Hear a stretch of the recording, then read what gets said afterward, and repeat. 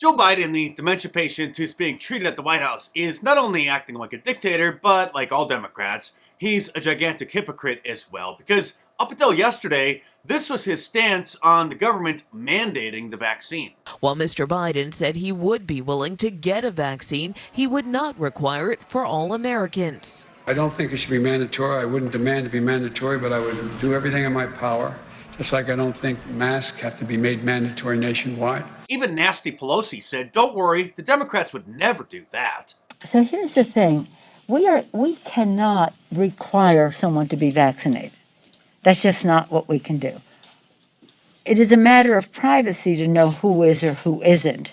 But that was then, and this is now, when China Joe is directing OSHA, the Occupational Health and Safety Administration, to fine any business with more than 100 employees $14,000 per violation if they don't mandate that their employees take the vaccine or test them every single week until they do. The bottom line, we're going to protect vaccinated workers from unvaccinated coworkers.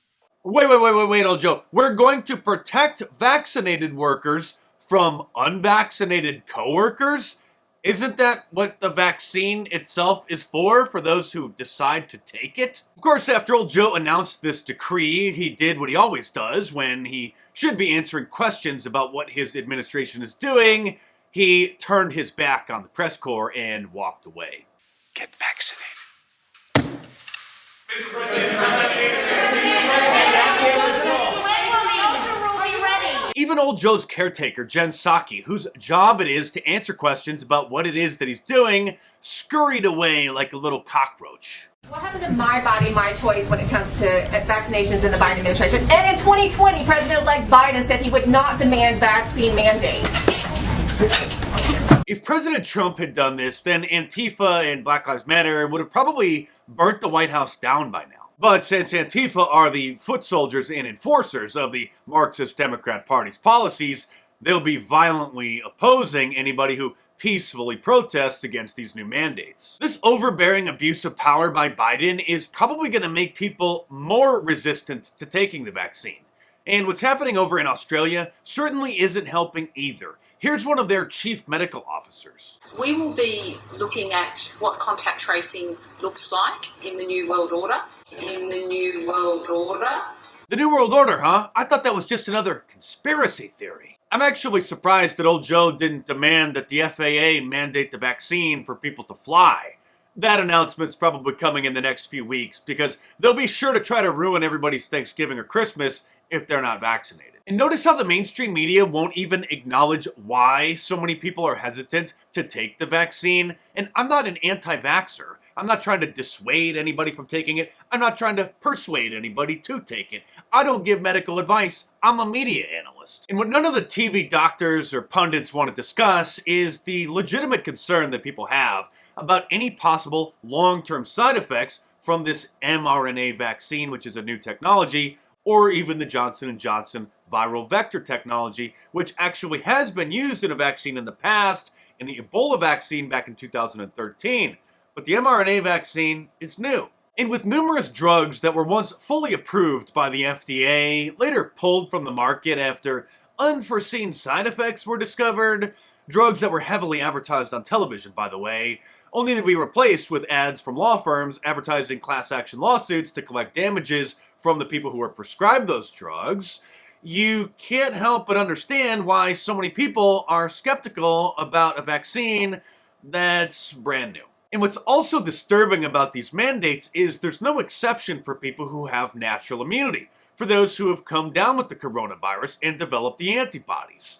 And some studies show that up to 40% of the people who've had the coronavirus were asymptomatic. So many people don't even know that they've had it, but have the antibodies. And those would show up in an antibody test, which any reasonable person would think would then allow somebody to be exempt from a mandatory vaccine because they already have the protection. One study even estimated that 30% of Americans had caught the coronavirus by the end of last year, which means that there are millions and millions of people out there who had the virus and didn't even know it, still don't know it, but have the antibodies. And I've been around long enough to remember the swine flu back in 2009 when Dr. Oz, the popular television doctor, was on CNN promoting the new vaccine, but then admitted that he wasn't going to give it to his own kids.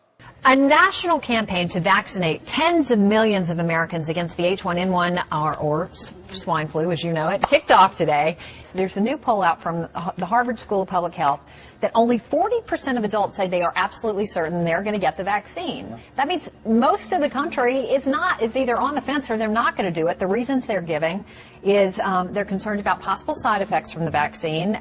They don't think they're at risk of serious illness, and they think that if they do get it, that they're going to be able to get Tamiflu or Relenza or one of these medicines. I mean, aren't those valid reasons to maybe skip it? With regard to risks, there is no question, Campbell. It would be dishonest to say that we know for sure the vaccine is going to be safe for everybody. You give a vaccine to a couple 100 million people, there are going to be problems. And we won't even know if those problems are related to the vaccine. But to be fair to many Americans who are concerned, there's probably going to be some issues that arise with the vaccine, but we think they're going to be exceedingly rare. Even if they're as bad as they were in 1976 with the immunization given with the swine flu that resulted in Guillain-Barré, the incidence of getting that wasn't that much different from getting hit by lightning. The proverbial risk factor most of us shy away from. You are telling a mother who is trying to decide myself whether to get my kids vaccinated when the time comes, and I'm reading this, 51% of parents, only 51% are absolutely certain. I'll be honest, I'm in that 50% that isn't absolutely certain.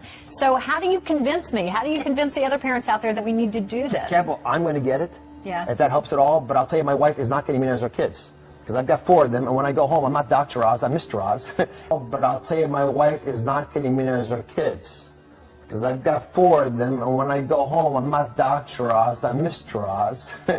So this guy's such a genius doctor that he's on television giving everybody medical advice, promoting the vaccine, but he won't overrule his wife's decision not to vaccinate their kids because when he gets home, he's Mr. Oz, not Dr. Oz. And again, I'm not an anti-vaxxer. I'm not trying to discourage people to take the vaccine. I'm not encouraging it. I don't give medical advice. I believe that every American has the right to listen to all available information and weigh their risks and options and make a decision that they themselves are comfortable with. And I believe that individuals have that right. I don't believe that the government has a right to force healthcare onto individuals that they don't want for whatever reason. At this point, Texas should just secede, and other Republican states, they can join together and just continue to call themselves the United States of America because Joe Biden and the Democrat states definitely aren't American anymore. Something else that should happen is Dr. Fauci should be arrested. And if you agree and want to support my channel and get a great shirt, order my new Arrest Dr. Fauci shirt from my online store at markdice.com or click the link in the description below.